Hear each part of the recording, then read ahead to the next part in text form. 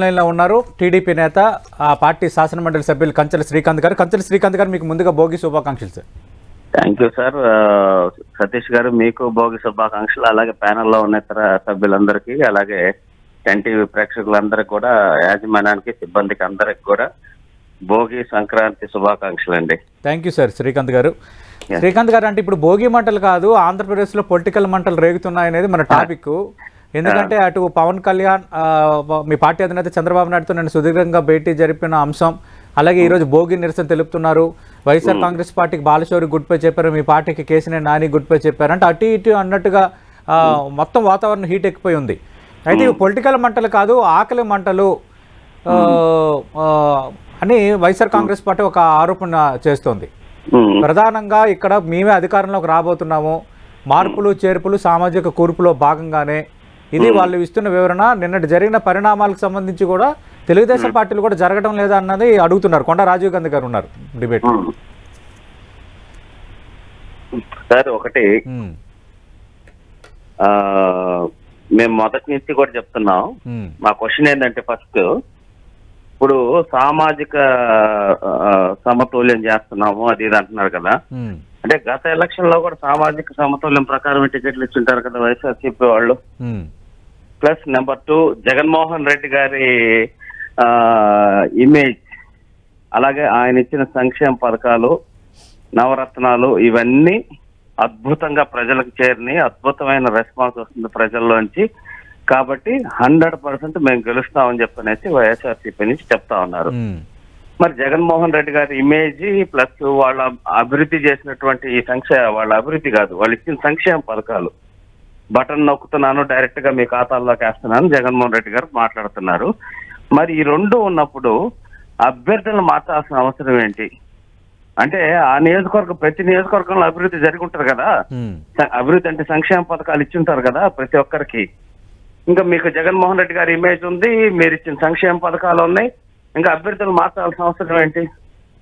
So 100% ఈరోజు ఓడిపోతున్నాం అనేది 100% వైఎస్ఆర్సీపీ నాయకులకి, అలాగే ఎమ్మెల్యేలకి, ఎంపీలకు కావచ్చు, ఇతర వ్యక్తులందరూ కూడా, ముఖ్యమంత్రి గారితో సహా అర్థమైంది.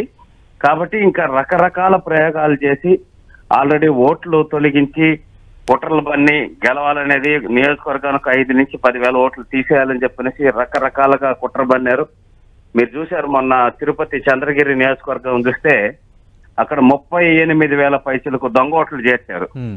వాటి మీద అక్కడున్న తెలుగుదేశం పార్టీ ఇన్ఛార్జి పులివర్తి నాని గారు ఫైట్ చేస్తూ ఎన్నిసార్లు కంప్లైంట్లు ఇచ్చినా, నేను కూడా ప్రత్యక్ష సాక్షిని, హైకోర్టులో కూడా వాటిని తొలగించమని కేసు వేయడం జరిగింది.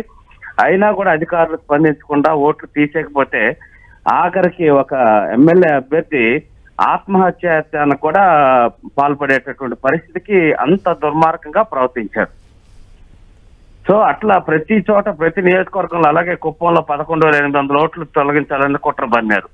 వాటినన్నిటి మా కార్యకర్తలు, బూత్ ఇన్ఛార్జెస్ వాళ్ళందరూ వెరిఫై చేసుకుని అన్ని కంప్లైంట్లు పెట్టి, మేము కలెక్టర్ కి, ఎలక్షన్ కమిషన్ అన్ని పెట్టి ఫుల్ ఫాలో అప్ చేస్తే ఆ ఓట్లలో 7,000 చిల్లర ఓట్లు మేము తీసేయించగలం. మళ్ళీ మిగతా కూడా రేపు ఫైనల్ డ్రాఫ్ట్ ఓట్లు ఇస్తే వెరిఫై. ఇట్లా ప్రతి నియోజకవర్గంలో, తిరుపతి నియోజకవర్గంలో బూత్ కి 300 చిల్లర పైన, ఈ యావరేజ్ 9,000 పైచల ఓట్లు దొంగ ఓట్లు చేశారు. మీరు ఎమ్మెల్సీ ఎన్నికల్లో కూడా చూశారు, తిరుపతిలో ఎన్ని చదువుకోని వాళ్ళు వీళ్ళందరూ కూడా దొంగ ఓట్లు. అంటే వీళ్ళ మైండ్ సెట్, వీళ్ళ ప్రాసెస్ అంతా కూడా ప్రజలకి మంచి చేసి, ప్రజలను అభివృద్ధి చేసి, వాళ్ళ ద్వారా మంచిగా ఓట్లు వేయించుకున్నాను కాదు, ఎటువంటి దొంగదారుల ద్వారా ఓట్లు వేయించుకునే అనే దానికి తెర తీశారు. దాని మీద పనిచేస్తున్నారు.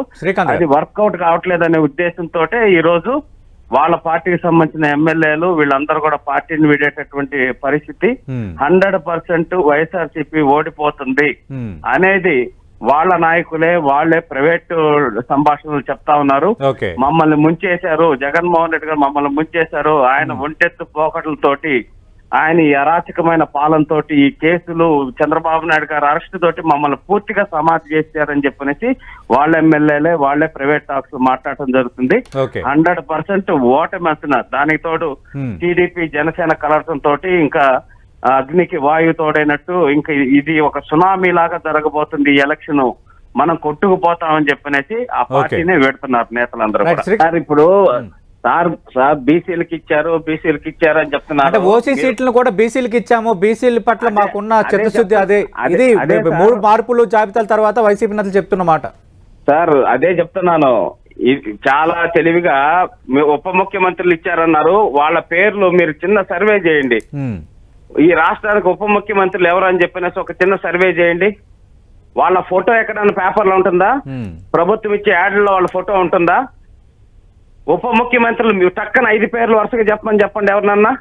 పేరు ఇచ్చామని అన్నారు కదా, మీరు చిన్న సర్వే చేయండి. వైఎస్ఆర్సీపీకి సంబంధించిన వాళ్ళ క్యాడర్ లోనే చేయండి సర్వే. మన రాష్ట్రానికి ఉప ముఖ్యమంత్రులు ఎవరిని పేర్లు కూడా తెలియదు.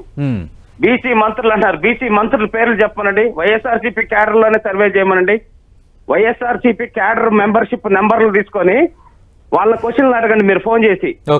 మన బీసీ మంత్రులు ఎవరు, మన బీసీ శాఖలు ఎవరు అని చెప్పండి. ఎవరికన్నా తెలుసా అండి?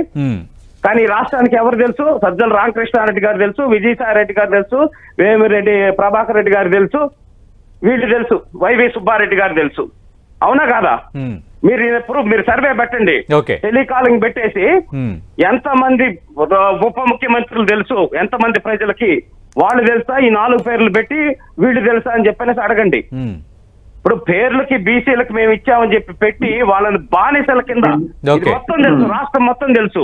నేను ఛాలెంజ్ చేస్తున్నా ఈ రోజు కాల్లో, మీరు టెలికాలింగ్ పెట్టండి. రేపు కాల్ తీసుకుందాం, రేపు మార్నింగ్ వైఎస్ఆర్సీపీ కార్యకర్తలకి నాయకులకే పెట్టండి. ఉప ముఖ్యమంత్రులు ఎవరు వీళ్ళలో అని చెప్పనేసి కాల్ పెట్టమనండి. అలాగే మన బీసీ మంత్రులు ఎవరు కాల్ పెట్టమని చెప్పండి.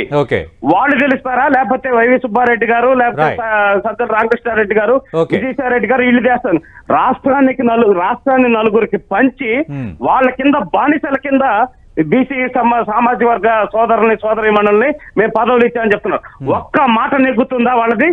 ఒక్క ట్రాన్స్ఫర్ చేయించుకోగలుగుతున్నారా? చేతులు కట్టుకొని నుంచో పెడుతున్నారు. పెద్దిరెడ్డి రామచంద్రారెడ్డి గారు చిత్తూరులో మీటింగ్ పెడితే ఉప ముఖ్యమంత్రి నారాయణ స్వామి ఆయన కుర్చీ లేదు, మిగతా వాళ్ళందరూ కూర్చొని ఉంటే మీ ఫోటోలు మీడియాలో వీడియో తీయండి. ఆయన చేతులు కట్టుకొని పక్కన నుంచొని ఉన్నాడు. రాష్ట్ర ఉప ముఖ్యమంత్రి ఒక మంత్రి పక్కన చేతులు కట్టుకొని నుంచొని ఉన్నాడు, ఎస్సీ సామాజిక సంబంధించిన వ్యక్తి. మీరు సామాజిక న్యాయం గురించి మీరు మాట్లాడుతుంటే దెయ్యాలు వల్లించినట్టుంది. నేను సతీష్ గారు ఈ రోజు ఓపెన్ ఛాలెంజ్ చేస్తున్నా, మీరు IVR కాల్ పెట్టండి. నేను చెప్పేది రాజీవ్ గారు చెప్పి రేపు కాల్ తీసుకుందాం. రాజీవ్ గారు బయటికి బీసీ